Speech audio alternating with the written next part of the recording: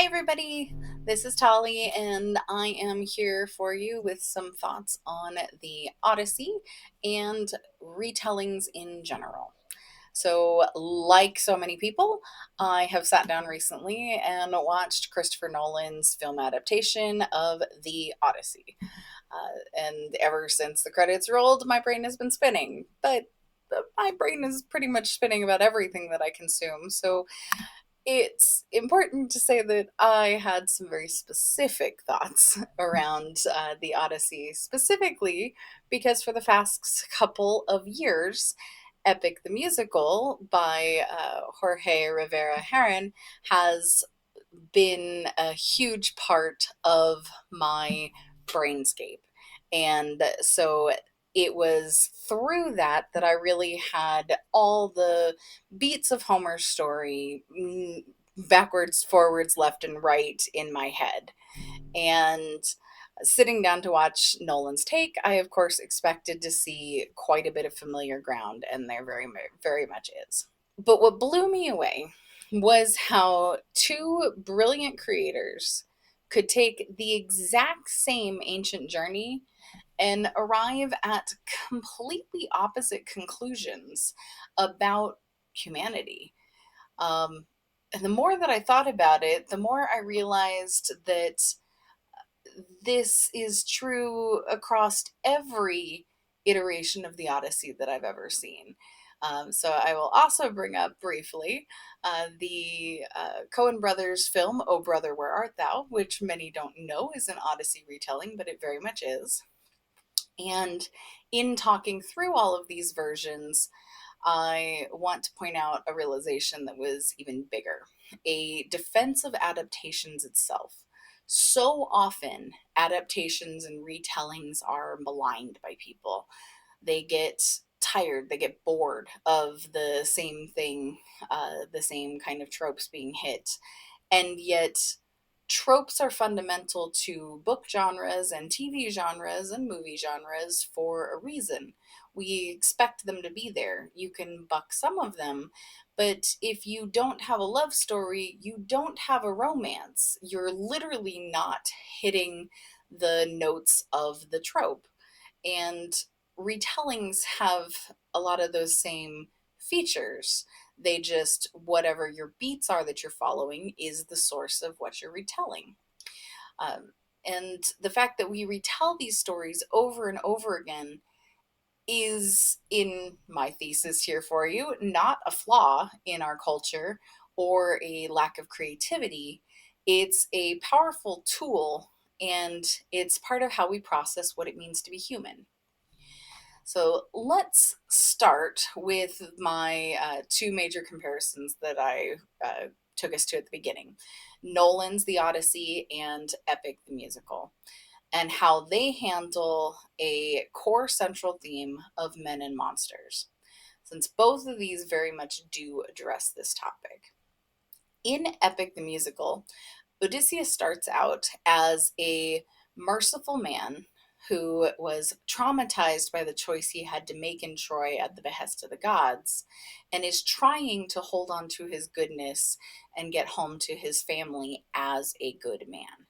But in order to survive and actually make the journey home to his family, he realizes that he has to make several conscious and heartbreaking sacrifices that make him more and more the monster he was afraid of becoming at the beginning of the story.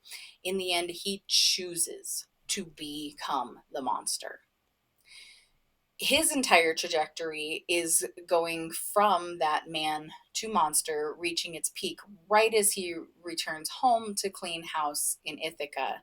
And we really only have two beats left that are him walking away from the monster, and that is in celebration of the fact that he got home to family and to love.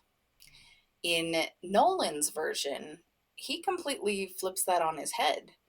Odysseus has reached peak monster at the very beginning when he is sacking Troy, when he has betrayed the constantly referenced Zeus's law, or a strange mix of the golden rule and various rules about hospitality that have existed throughout Mediterranean culture throughout history. And he has violated that to the point that he and the men that were there with him, following him in that idea, broke their world. Peak monster. And Odysseus has at that point betrayed everything that he believed was good in himself.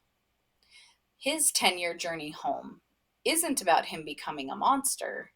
It's about him slowly shedding the warborn monstrosity and working his way back to being human and responsible for his actions. By the time he reaches Ithaca, and a little bit before that, as he meets up with Telemachus at the Temple of Athena, he isn't a terrifying monster anymore. Still very skilled and does successfully rid his house of all the suitors that were in Ithaca, but he is a tired and deeply repentant man coming home for necessary justice, with the belief and understanding that he cannot stay in the world that he creates once that justice has been delivered. And this leads me into how the two different stories deal with Penelope. So in Epic, Penelope is there waiting, she is there faithful, she is clever, but she is really having to rely on guesses and intuition and faith in signs from the gods, which corresponds with the fact that the gods are much more active and present in Epic the musical. But in Nolan's version of the Odyssey, Penelope has been there and seems to be this passive waiting character. We so often see her behind screens and half hidden behind her loom, and she only stands up for these occasional moments because she knows that she can't actually control everything in their world, and so she picks her battles. But she meets with Telemachus at one point when Telemachus raises the idea that he needs to take the throne.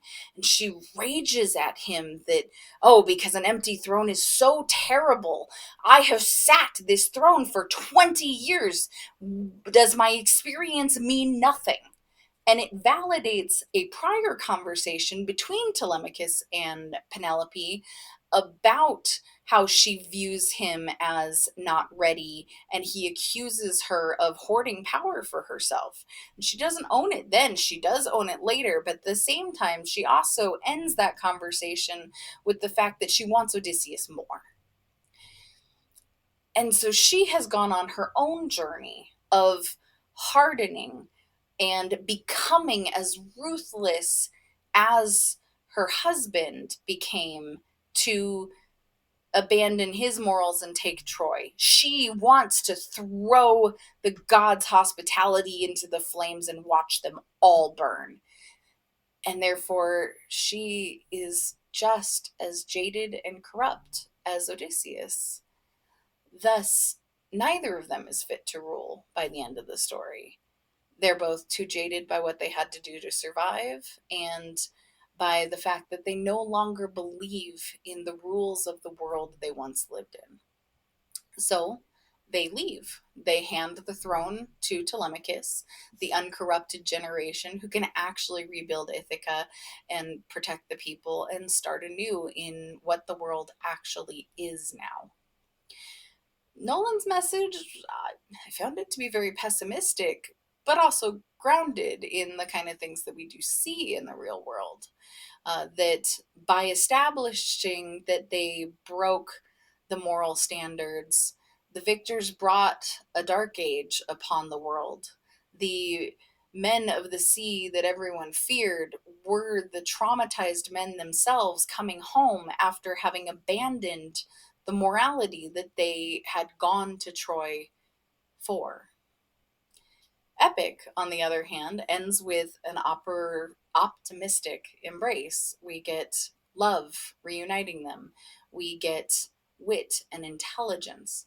One of my favorite things about the ending of Epic is that we do get the scene with Penelope where she asks this man who claims to be her husband to move the wedding bed that is made from an olive tree that is rooted in the ground and would have to be cut from those roots in order to be moved. And the fact that she tested him and he needed to know that before she would truly believe, even after all the proof that she has gotten, that this man is her husband, that she is worthy of him in every way. She is his mental equal, his faithful equal. That's a story of hope and love and redemption, that we can start over again. Yes, I will fall in love with you again. One of these stories says that war permanently breaks us. The other says that love can put us back together. Therefore, the one that believes that we can be put back together is much more optimistic.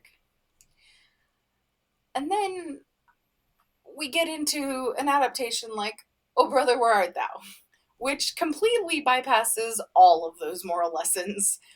It doesn't care about the psychological price of war, nor does it focus on the dark descent into monstrosity. Instead, it leans entirely into the folk archetype of Odysseus, the crafty trickster. Everett Ulysses McGill slides through Depression era South, the Depression era south of the U.S. on his fast talking, his hair pomade, a little bit of music, and sheer ego. He never really owns up to the consequences of his slyness. He just charms his way out at every corner. That version praises the sheer survival instinct of human cunning, even if it leaves chaos in its wake. It shows that it is effective to be swarmy in some respects, because they also take down someone who is swarmy. So it doesn't necessarily have a moral ground to stand on other than believe in family and fight for that. So it's very interesting to see how you can take the exact same framework that we have had in our collective consciousness for generations and turn it into a message about so many different things. Oh Brother, Where Art Thou is a satire about vanity and luck. Epic is about the power of forgiveness, loyalty, and the journey of the soul through tough decisions. And then Nolan's Odyssey is what makes a man. Is his myth what makes him, or is his actual actions what makes him? And what do you do when the world of myth and reality don't mix? And that'll take me into a little bit of a sidebar here about uh, adaptations in general and why this video is a defense of adaptations. So I want to start by saying I have never actually read the text of the Odyssey. I've never picked up an adaptation of any kind and read through it myself. In high school, I was in honors classes and we did the Iliad while the regular classes did the Odyssey. And I always had it on my TBR and still have not gone back and watched it. Watched it. I have recently watched it. I have not gone back and read it myself.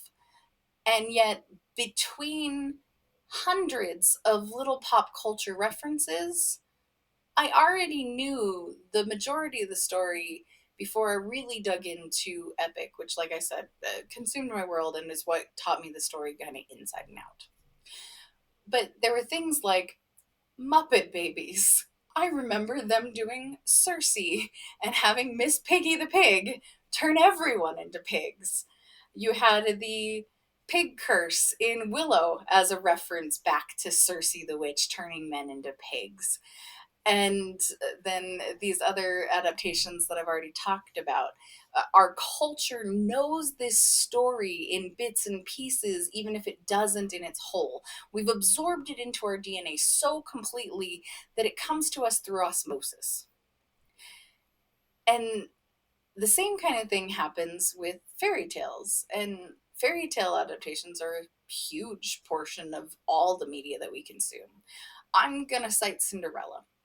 So we have things like the original fairy tale, the classic animated Disney version, Rodgers and Hammerstein's musical Cinderella, and that itself has many adaptations. We've got Ever After, which tries to ground it in real history and take all the magic out of it. We've got Into the Woods and a couple other sarcastic things that deconstruct what happens after the happily ever after. And then books like Gregory Maguire's Confessions of an Ugly Stepsister, which completely roots it in history in an entirely different manner than something like Ever After, and has a view that is basically people don't understand the stories that they tell. Um, and that it says, everybody has my story wrong. Here's my story. And that's how we get started in that. Most recently, we also had Bridgerton tackling the Cinderella framework with Benedict and Sophie. That version shows a story that hits the familiar beats of a masked encounter or an unknown encounter. It describes the drop in social status that Cinderella usually has, the oppressive stepmother, stepsisters, and it uses all of those to explore real class dynamics and power imbalances within strict social boundaries. Something that story plays to, but other tropes do as well. We've seen them in historical fiction of all kinds. None of these versions that we have of the Cinderella story or the Odyssey erase the original. They prove that the framework of originality, the stories that did osmosis into us, are strong enough to hold wildly different human experiences. So that brings me to the point of why we do retellings. When you look at the diverse characterizations, when you see multiple different versions of Odysseus or of Cinderella and her circumstances, all of these sharing the same name, the same basic plot points, and usually the same character roles, it's a microcosm of real life. In the real world, so many of us face the exact same decisions as one another, the same life challenges. We face loss and ambition, survival, love, but we make vastly different decisions or microscopically different decisions. We bring different baggage to the table. We end up with different outcomes in the thousands and millions, and none of those paths are invalid. We don't keep retelling the Odyssey or Cinderella because we ran out of new ideas, which is the critique I hear online all the time about adaptations. We revisit them because testing our modern lives against those ancient frameworks, it helps us understand who we really are. Indeed, as an author myself, I find that going through the process of creating any story is an in-depth exploration of who I am, what I believe, and what messages I want to put in this finished piece of work. Listening to interviews or reading recaps of interviews that Christopher Nolan gave, he has a similar process. If you go pick up Jorge Rivera-Herrans TikToks or Instagram reels, you'll see the same thing. You'll see him talking about why he picked certain motifs and what they say and where he actively thought about things, and sometimes where the audience picked up on something that he didn't even realize he was putting in, but is definitely there. And on that note, I wanted to share one of my favorite things that has come up in Epic the Musical since I'm having this moment of talking about it. And that is this idea of forgiveness.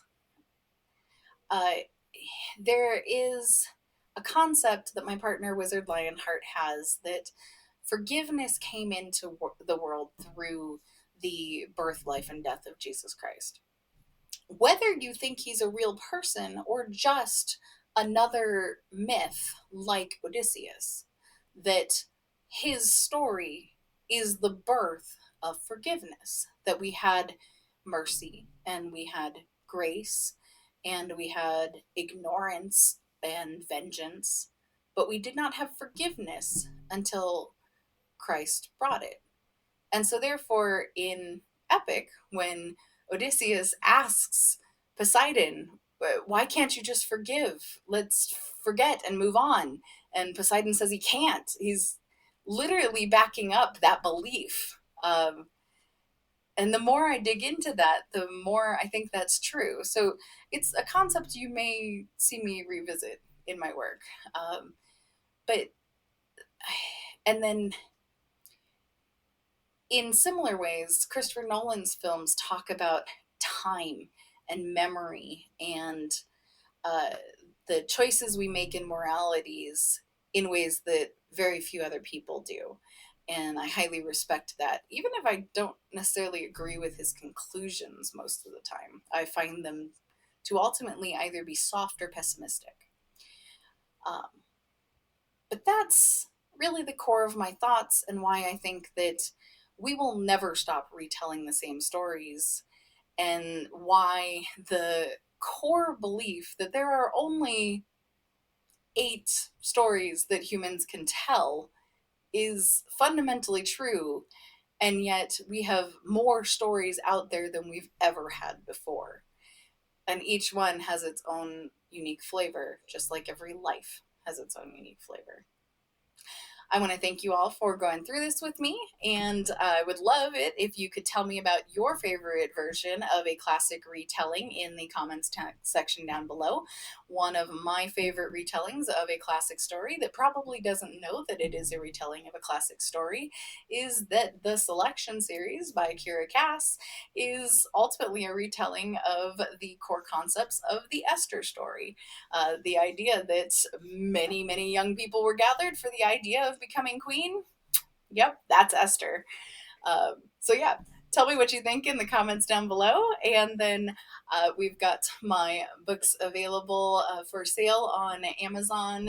You can pick up Renaissance of Self and A Trampled Blossom now. And then this one here is Secrets of Alderwood Crest, which launches live on July 31st, 2026, which is 9 days from now. So I look forward to sharing more about that with you all then. And I hope you have a great one. I've been Tali. Ta-ta!